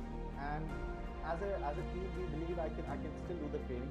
But I believe it will be good for us if we can get someone from outside who's a subject matter expert. We might have to pay, we might have to spend some money, but it will be good for the organization, for the entire team, if we get someone who's an expert in doing this, rather than just conducting an internal training. I might want to transfer this risk of training by paying someone and getting someone from outside to conduct that training for us. So I've transferred my risk to someone else. Organizations do transfer the risk to some, like your IT team. So I have an IT team. I don't want to create an IT competency level. I don't want to become an IT company. So as an organization, I may outsource my IT job. I will just ask you that I need 24/7 up and running system. If there is any fault, I will deduct your paycheck. I will not, I don't care who is like what number of resources you're sending. My job cannot stop at any cost. So I have transferred my risk to someone else who's capable of handling my job, that particular risk, more than us. So it's okay to transfer, given the cost perspective. It's okay with the management. If we are transferring the risk, we are absolutely okay to transfer a risk. Should you believe is someone more competent who can manage that risk? Say we are dealing with a project team. There's some aspect which probably someone outside a project team within our organization in a different department can handle better.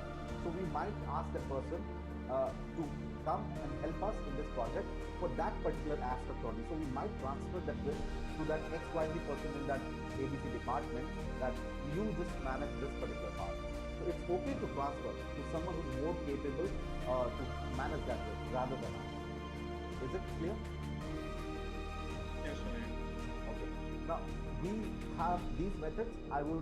You would generally find reduce as a risk management system everywhere, with transfer wherever applicable. These are absolutely acceptable. These are generally not acceptable, should be avoided. But again, only can be used when you have a very, very low RPM. And as a team, you decide to choose this. Now, next thing is RTP, which is risk treatment plan. So you would have no plan wherever you have chosen accept, because when you accepted the risk, like there's no plan, obviously. You're not going to take Shashi, so there are like how many options in RMS? One is to accept, one is to transfer. Accept, avoid, reduce, and transfer. Okay. Accept, avoid, reduce, and transfer. Accept and avoid, we should refrain from using, but you might see this only when there is a very low RPN, and as a team, we believe that we can either accept or we can avoid. We'll see to it whenever it happens in avoid case. But generally, you'll find the entire sheet populated with reduce and transfer wherever applicable, where we feel that we should transfer this to someone who's more capable of doing it. So for example, in case of training, say we were trying to work on something and there is a GST knowledge which is required. So I might transfer that risk rather than picking up GST books and going through YouTube videos to understand what GST means. I would rather call upon an accountant and then transfer my risk to give the GST training to my staff. So that's how I'm transferring the risk. It's good to transfer, absolutely okay. So 4 risk management systems I can choose as a team. We'll pick them. Our RTP, where we're trying to manage the risk, how to manage that risk is risk treatment plan. Wherever you have chosen accept, that means you've started living with that risk. There is no plan. When you accepted the risk, why there won't be any plan? When you avoided the risk, then there is no plan. So you'll only have a plan in case of reduce. What are you going to do to reduce that risk? That is what is the essence of it.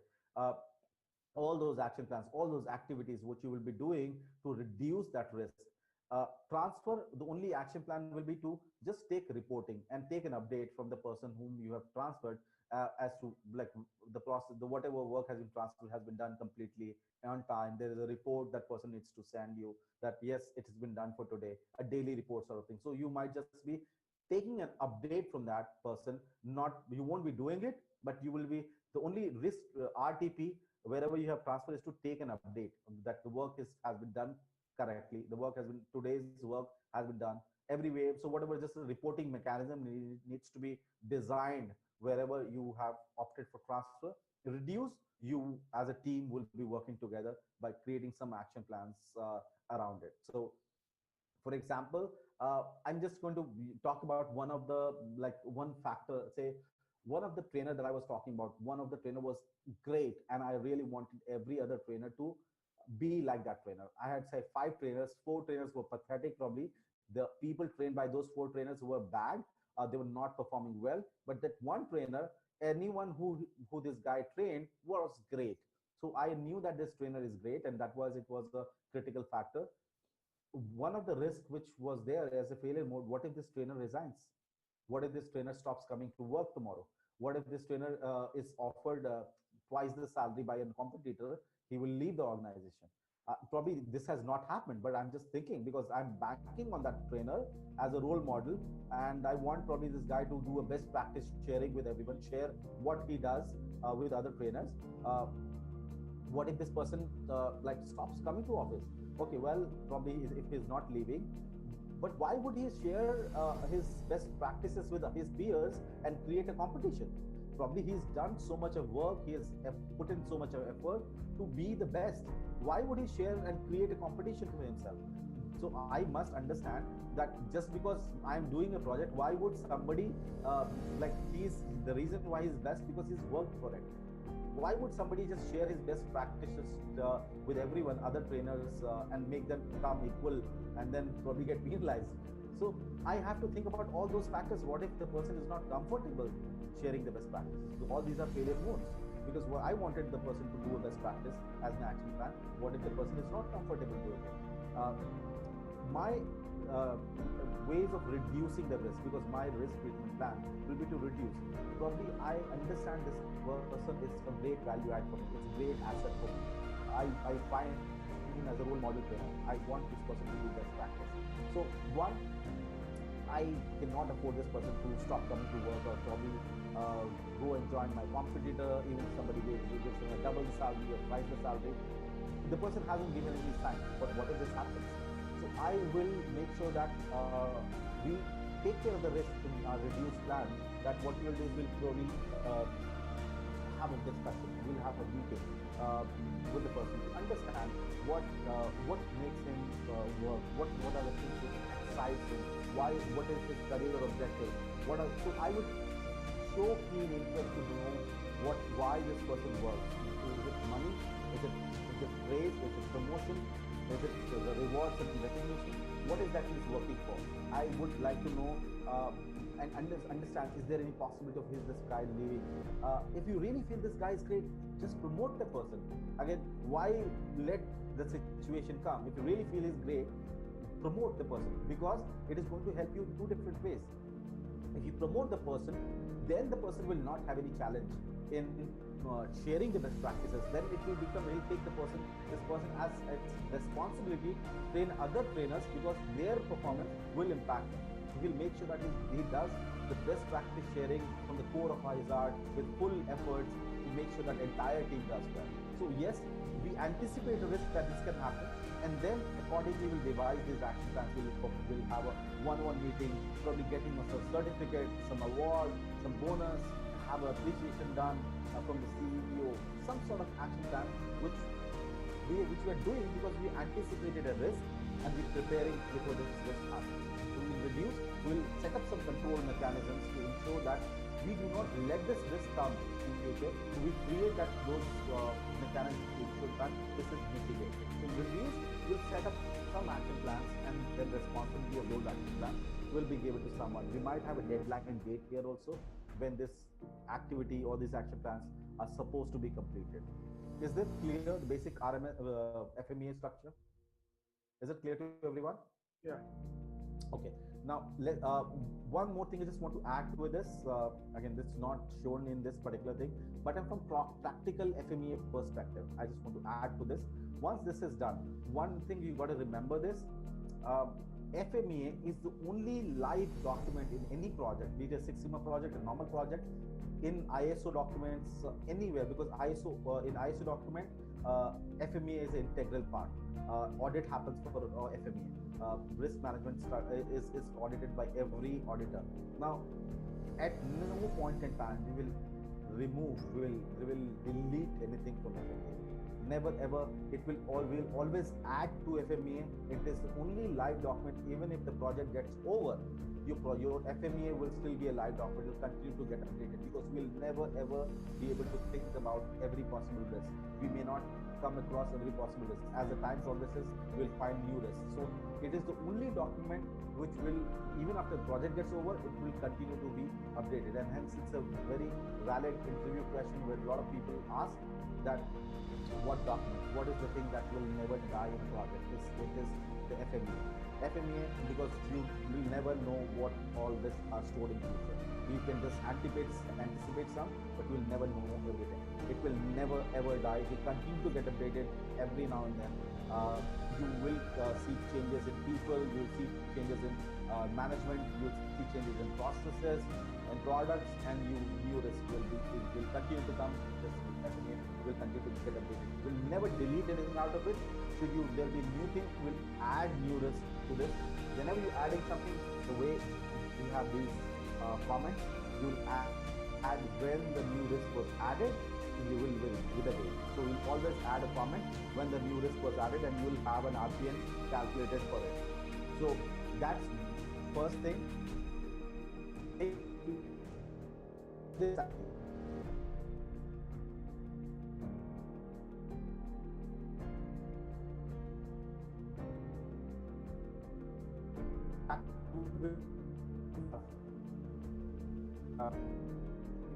RPN the first time.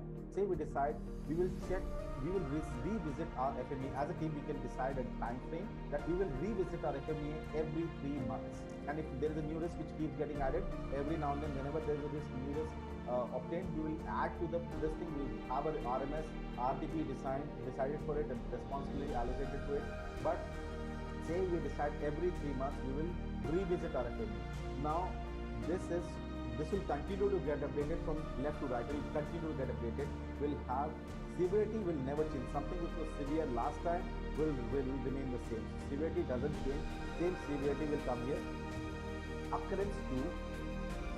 So now we want to see, because of our action plan, has the occurrence reduced? Because we wanted to reduce the occurrence. Something which was failure which was happening too frequently, because of our risk treatment plan, we should have been able to reduce this occurrence of 8 to say 5. This is what we wanted to reduce the risk. We wanted to make the system more detectable. So detection 2. And we'll have a date here on top that when are we doing this follow-up FMEA revisit. So when are we revisiting this FMEA? So severity will never change. Something which was fatal last time will remain same. Occurrence is what we will be able to reduce. Something which was occurring way too frequently, we would have reduced the occurrence because of our action plans. Something which was not detectable, we would have tried to make it more detectable by the risk treatment plan. We will have, this is called residual RPN, left out risk in the process. Now we'll again have severity into occurrence into detection. So now we'll see something which was high. For example, I'm just plotting this. The severity did not change. Occurrence was 7. Next time when we visited after 3 months, because of our action plans and everything, now the occurrence has gone down to 3 from 7, and detection has gone down to say 4. Now my residual risk left in the system is from 392, it has gone down to 84, and we'll continue to do this. So we will try to reduce the risk, make it more detectable, make lesser occurrence. So the objective is to, with the action plans, make the process more robust, that we reduce the risk, we squeeze out every possible risk from the system. So this residual RPN will continue time and again. Say after 3 months again, we'll have another residual RPN, will occurrence 3, detection 3. So this will continue to get updated. It will go on and on and on and on. It will never ever be deleted. No comment in this FMEA structure is deleted. It will always be updated, and you will always put a comment when are you making that. Never ever make whatever date is there, you put the date, whatever comments you want to add it. It will never be deleted. You will never take out anything out of it. That's about FMEA. Other than this, one more thing I just want to add to it before we conclude FMEA. You might hear about different types of FMEA. There's something called PFMEA, DFMEA, SFMEA. Now, technically, there is no change in FMEA. FMEA still remains the same. It is where it is being used. The one we're talking about is called process FMEA, which is PFMEA. Process FMEA, because we're dealing with process-related challenges. We're trying to remove the failure or risk within a process. So people who are designing the FMEA like in an organization, we're creating a process FMEA, a PFMEA. Where it is being used, it's being named accordingly. DAFMEA is design FMEA. What can go wrong with the design? So here we're trying to think loud about those possibilities that can go wrong with the design. Somebody is into designing, software designing, or machine designing, anything design related stuff. So DFMEA is used by people who are into designing industry. SFMEA is also called as system FMEA or software FMEA. So again, there's nothing different in it. It's all about where it is being used, structure, logic, everything remains same. But depending on the area where it is being used, we name it differently. Generally, what we deal with is PFMEA. It's because we're dealing with processes in a Six Sigma. Wherever we project or all, we always deal with processes. We try to remove the risk from the process. That's why we use it as PFMEA. Otherwise, there's no change. I hope that's clear to everyone. Yeah. Is it clear? Just let me know so we can Yeah, clear. Be back. Is it clear to everyone?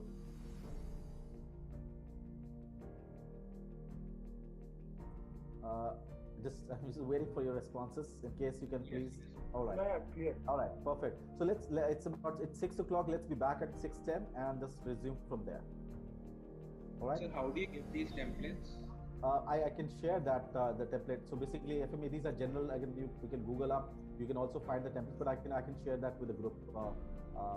With everyone. So they are basic general templates.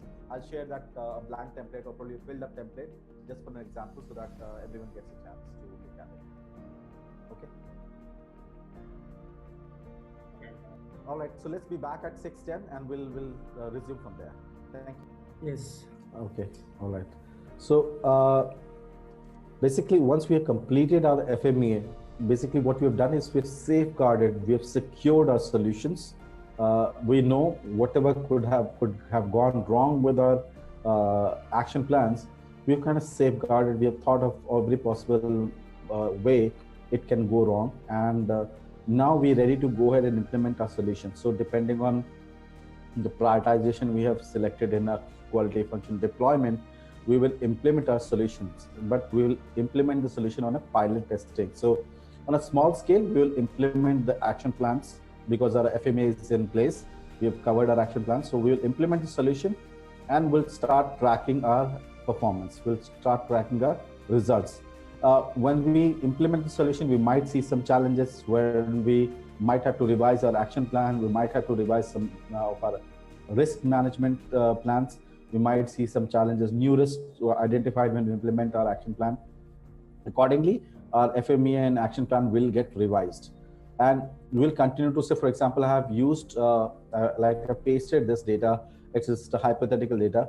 Say I have implemented my action plan and this is some sort of sales numbers sort of thing, which I want to achieve. My target is say 400 sales or 400 number of sales or whatever. And post week 1 of implementation, I want to see, did I achieve my target or not? So I have week 1 data. I post week 1 implementation. I want to test whether my target has been achieved or not. So I go to stats. I go to one sample T and then go to week 1. Perform hypothesis test. My target is say 400. I want to achieve 400 or basically more than 400. So this is my null definition. Alternate, I will make some changes here because I want to overachieve. I want to be more than 400. That's my project objective. I want to overachieve my target. I want to achieve my target. So anything less than 400, that means my process has not improved. Over 400, my process has improved. So I will make some changes with my alternate. It will say mean is greater than hypothesized mean, because it's a sales process. I want to do better than the target. So it's like 400 is my minimum number. So I want to say, because of my improvement, because of my action plan, my process has significantly improved more than the hypothesized mean. So my process mean is greater than hypothesized mean, which is 400. Is it clear to everyone? Is it clear? Just let me know. Is it clear to everyone? Please repeat this part also. Okay. My target when I started my process improvement thing, the target which was given to me was 400. I must get at least 400 sales generated in a day. So this was, if I do less than 400, my process has not improved, my target has not been achieved. This is my null definition. Alternate says no, because of my action plans, my process average has gone beyond 400. So my process has actually improved. So the mean of the process is greater than 400, which is the target. So it's more than what we want, basically because of my improvements, action plans, the strategy that I implemented, my process has improved beyond 400. So if you're less than 400, that means your process has not improved. And if it's more than 400, that means your process has significantly improved, statistically improved. Is it clear? Yeah. Okay. I'll click OK. Let me just check the test. Okay. Well, it says one sample T for week 1, post week 1 implementation. Null says 400. Alternate says no, greater than 400. We're trying to prove greater than 400. Look at the P value. It tells it is greater than 0.05. That means null. So that means I have not achieved greater than 400. It's still less than 400, which is clearly evident. I have 19 data points. The average is 165 for those data points. But again, it's just a sample average. But in a population, it's saying it will not meet greater than 400. So what we do is we learn from our mistake. We learn from our action plans. Basis the learning, we still make some changes with our action plans. And at the end of week 2, we collect another data. And this is where we again go and do the test. Did we improve? Did we achieve the target? Same. Now we have week 2 data. And same target, 400. I want to prove that no, because of our initiative, because of our action plan, process has improved and it's gone beyond 400, which is our target. We hit OK. Well, it's still showing me a null, but I can see clearly that initially when I started week 1, my sample mean was 165. It has gone better. So yes, I'm moving in the right direction. That's for sure. It is getting better. So I learn from my improvement action plans, and again by the end of week 3, I implement and I collect the data at the end of week 3. And this data again I test on the same logic of my target, and still it's null, but I can see the process is consistently improving because of my improvement methodologies, whatever strategies that I'm implementing. It's getting better, but still not, it hasn't been achieved. The null is still the verdict. So let's say at the end of week 4, we are getting an alternate. Now, this is proof that it is greater than 400. The process sample mean is 463, but yes, looking at the sample mean, we are predicting the population, and looking at this p-value, which is alternate, this alternate is proof, which we want to say that the process has significantly improved and it's gone beyond the target of 400. So that means the project in a pilot scale has been successfully implemented, and the target has been achieved. So by the end of this 4th week, you would have got the best action plan, most revised action plan, most revised FMEA. Now you have a perfect recipe that could get you the target of 400 very easily. You have best action plan, best your FMEA, which gets you a result on a small scale. Now technically, you have a very clear definition at the end of this phase, this particular point, where you have validated your improvement with one sample T, that yes, a statistical improvement has happened in pilot testing. Validation, one sample T was done, and we found out that the process has improved. We will also check with paired T test to see whether it has improved or not. So we can do a basic stats, paired T test, and let's do week 1 versus week 4. Ideally, we will have the data which when we started, the old data would be here. We are talking about this is the improved data because when we started improvement, you would like to showcase the week old data, and this is the last data which was improved. And we'll hit OK. Alternate. Null says there is no difference. Alternate says no, there is a significant difference, and we're getting an alternate. Yes, the process has significantly improved from where we started. Is it clear to everyone? Yeah. Okay. With the box plot also, I would like to clear that. With graph, I will showcase with box plot. I have 2 Y, so I will not be using with groups. I will be using 2 Ys, old Y and new Y. I will put the old Y, say week 1. Ideally, I will have the old data first and then the week 2. And with data view, I will use this median connect line. It looks good. Week 1, we were here, and week 4, by the end, because of our improvement, the process has statistically and significantly improved. This is what we will be showcasing in a before and after scenario. Basically, if I go back here in the pilot testing, we check with one sample T, week by week, till we got the result. Now we know by the end of week 4 that the process has improved. We validated it further using paired T test, and with all this been done, now you know that whatever you invested in terms of cost to improve for the small scale and what was the corresponding benefit. You can do a parametric estimation that for 10 people, this was the cost. For 100 people, this will be the corresponding cost. Or if there is any additional cost like training or equipment, you will share that this will be the total proposed cost for the full scale implementation, and this will be the total benefit that you will be able to get. So management will have a look at it. Here, they will have, again, so once they give you a go ahead, they'll allocate the budget, they will allocate the funds for full scale implementation. That is when you will implement the full scale, and you'll follow the same process. One sample T and paired T test. Once you implemented and got the results on full scale, that is when you sum up everything once again.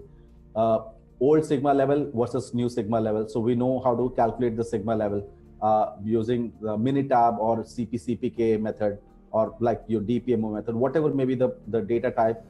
We will use that Z-bench, short-term, long-term sigma. We'll showcase the previous sigma and we'll showcase the new sigma. So on a PowerPoint slide, I'll say half of the slide will be for before and half the slides for after. So 2 snapshots, one for previous and one for after. So before and after, I'll have paired T, the one sample T test results and paired T test results pasted along with the graph box plot also, that we just created this box plot, which will showcase that yes, it is statistically improved with a paired T test result also. Other than this, I will have my graphical summary. Also just draw a graphical summary of the previous one and the new one, and just put it next to next, before and after, just to give a more insight about before and after analysis to the management.